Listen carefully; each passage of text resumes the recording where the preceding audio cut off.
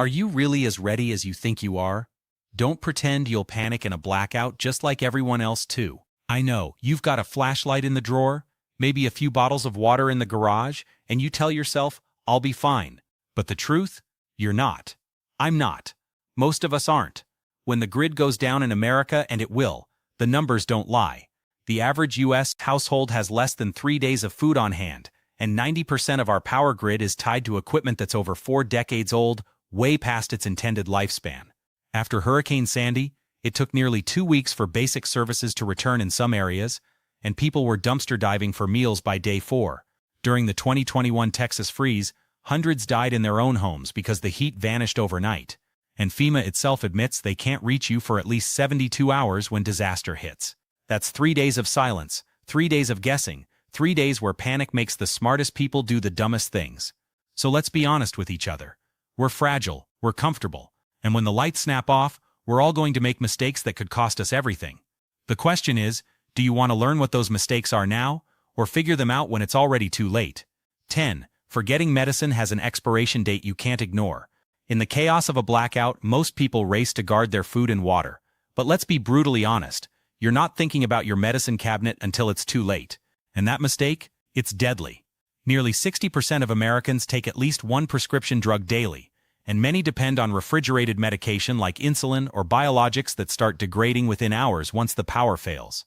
The FDA warns that insulin loses potency after just a single day outside recommended temperatures, meaning diabetics could be staring at coma-level blood sugar within 48 hours. And it's not just refrigerated meds. Antibiotics, heart pills, and blood pressure drugs carry expiration dates for a reason. A Department of Defense study found some meds remain effective long past the printed date, but others, like nitroglycerin or liquid antibiotics, lose strength fast. In a grid-down scenario, pharmacies aren't restocking, and mail-order prescriptions aren't arriving on time.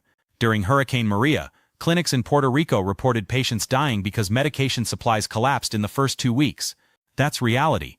The mistake isn't just failing to stockpile, it's assuming one more refill will always be available. The smart survivor treats meds like food. Rotate them, store them correctly, and build at least a month's cushion if possible. Talk to your doctor now about extended prescriptions or alternatives. Keep coolers and ice packs on hand for refrigeration backups, because when the lights vanish, the clock starts ticking on every pill and vial in your home. Miss this step and you're not just facing discomfort, you're rolling the dice with your life. 9. Trusting your phone battery like it's immortal. When the world goes dark, your instinct is to cling to that glowing rectangle in your hand. Admit it, you'll scroll, refresh, and text until the battery hits red. But here's the fatal oversight. In a blackout, your phone isn't just a gadget, it's your lifeline, and you're about to kill it. Cell towers rely on backup batteries that last, at best, 4 to 8 hours. After that, service plummets.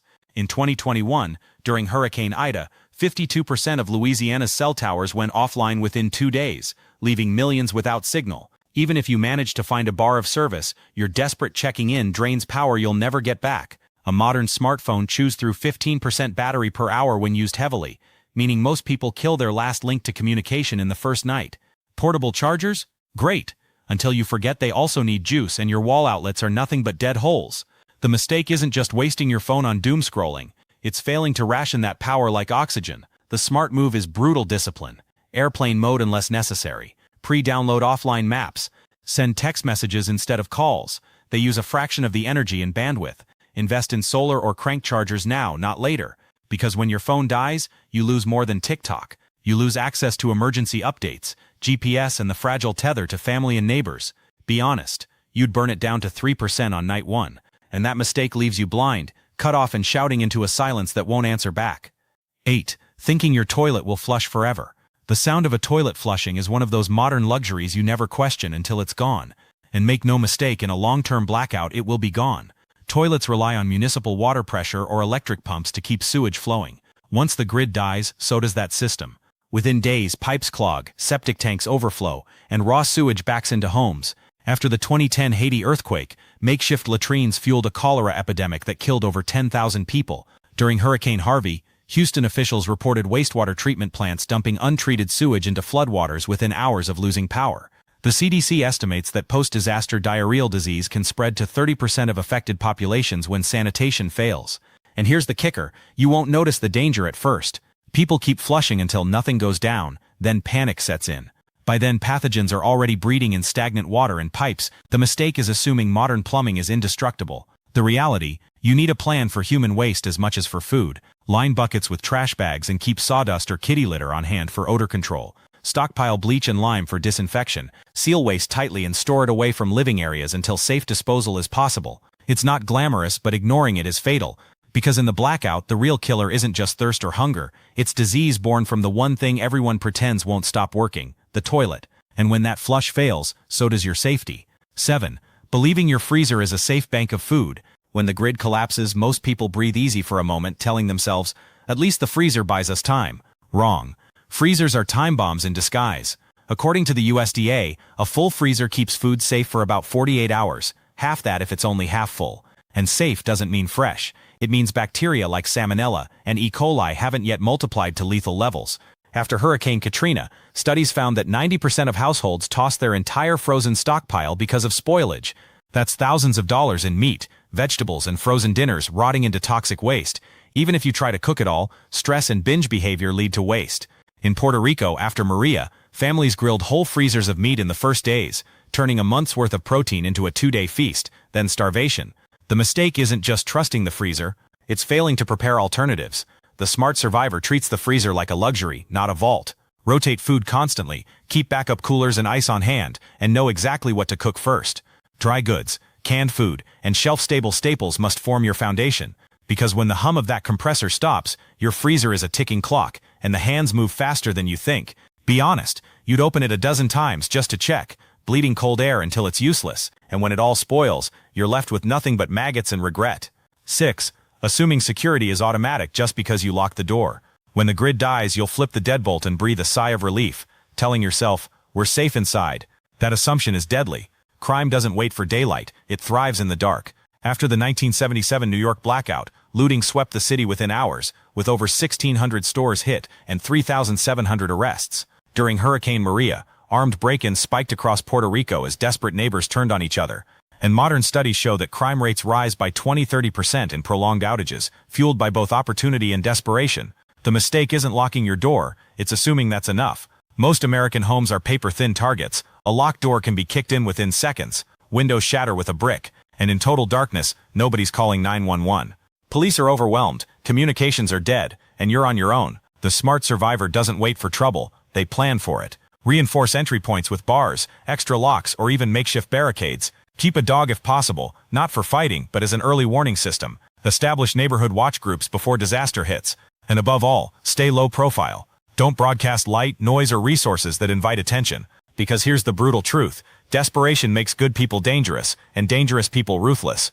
Be honest, you'd probably assume the lock is enough. But in a blackout, that mistake doesn't just cost your supplies, it risks everything you're trying to protect. 5. Thinking your car is an escape hatch, instead of a trap. When the blackout strikes, the first thought pounding in your head is escape. Get in the car, drive out, and outrun the chaos. Be honest, you'd do it too. But here's the brutal truth. Your car is more coffin than chariot when the grid is down. Highways clog instantly as millions share the same idea. After 9/11, roads out of New York locked up in less than an hour, turning 4-lane routes into parking lots. Gas stations? Useless. Remember, pumps need power. The Department of Energy confirms most stations keep less than 3 days worth of fuel, and once the trucks stop rolling, they're bone dry. Even if you have gas, think logistics. Traffic signals are dead, accidents multiply, and police can't direct flow everywhere at once. Studies show evacuation times triple when power is out, meaning a 1-hour drive can stretch into 10 hours of idling, burning fuel you'll never replace. And don't forget, cars make you a glowing, noisy target. Your headlights scream resources here, your engine echoes for blocks, and desperate eyes are watching. The smart survivor doesn't blindly flee. They plan before disaster, knowing routes, keeping fuel topped up, and understanding when it's safer to shelter in place. Because once the stampede starts, mobility turns into immobility, and the road you thought would save you becomes the trap that buries you. 4. Treating refrigeration of medicine and food as a luxury, not life or death. The hum of the fridge feels eternal, doesn't it? But the second power drops, it becomes dead weight. And this mistake, it's not just inconvenient, it's life-threatening. Medications like insulin, thyroid hormones, and certain antibiotics require stable cold storage to stay effective. According to the American Diabetes Association, insulin exposed to improper temperatures can lose 30% of potency in 24 hours, which can mean the difference between stability and a diabetic coma. Meanwhile, perishable food becomes a bacterial playground. The CDC reports that foodborne illnesses spike after disasters, with pathogens like Listeria and Salmonella multiplying in meat and dairy left above 40 Fef for even a few hours. In Puerto Rico after Maria, spoiled food accounted for a surge in gastrointestinal cases that overwhelmed fragile hospitals. The fatal mistake is assuming cold enough is safe. Room temperature is not safe. Ice bought from a store that no longer has electricity won't last. The smart move is redundancy. Battery-powered coolers, ice packs in deep freeze rotation, or even makeshift root cellars dug into the earth where temperatures stay consistently low. Treat refrigeration as non-negotiable, not comfort. Because once your food and meds spoil, it's not just a bad meal, it's a death sentence. 3. Assuming your mental state will stay stable in the dark. Most people plan for food, water, and locks, but they forget the battlefield between their ears. And in a prolonged blackout, psychology kills faster than hunger. Studies after Hurricane Sandy revealed that rates of anxiety and depression doubled in affected communities, with suicide hotline calls surging 35% within the first week. During the Texas freeze of 2021, hospitals reported spikes in panic attacks and stress-related cardiac events as isolation and cold took hold. The fatal mistake is thinking you'll tough it out. Darkness warps time. Silence amplifies fear. Boredom eats away at discipline until you make reckless decisions just to feel in control, burning fuel, raiding food, or wandering out when it isn't safe. Sleep deprivation from stress further sabotages judgment, weakening your immune system and decision-making capacity. The smart survivor anticipates the mental war. Stock books, games, even routines to keep a sense of normal. Keep warm layers not just for body heat but for comfort. Rotate night shifts in groups if possible so no one feels alone in the void. Mental resilience isn't optional. It's the foundation holding every other prep together. Without it, the strongest stockpile won't save you, because you'll sabotage yourself before anyone else does. 2. Forgetting that fire is both friend and foe. When the lights die, instinct says, fire. Candles, lanterns, stoves. But here's the deadly oversight. You're trading visibility for vulnerability. The U.S. Fire Administration reports that during blackouts, residential fire incidents jumped by over 30%. Why? Open flames, improvised heating, and panic decisions. In 2017, during Puerto Rico's blackout, dozens of homes burned down from candle fires and emergency crews couldn't respond in time because roads were impassable. Candles left near curtains, kerosene lamps knocked by children, grills dragged inside for heat, all of them become fatal mistakes. Even if you don't burn the house down, carbon monoxide poisoning from generators and charcoal stoves silently kills. After Hurricane Ike in 2008, at least 10% of storm-related deaths in Texas were from CO poisoning. The mistake isn't using fire, it's forgetting its double edge. The smart move is controlled flame only. Enclosed lanterns, battery lamps, solar lights. Generators run outdoors with detectors inside. Ventilation is non-negotiable. Fire is a tool, yes, but in a blackout, it's also a predator waiting for one careless mistake to devour your shelter.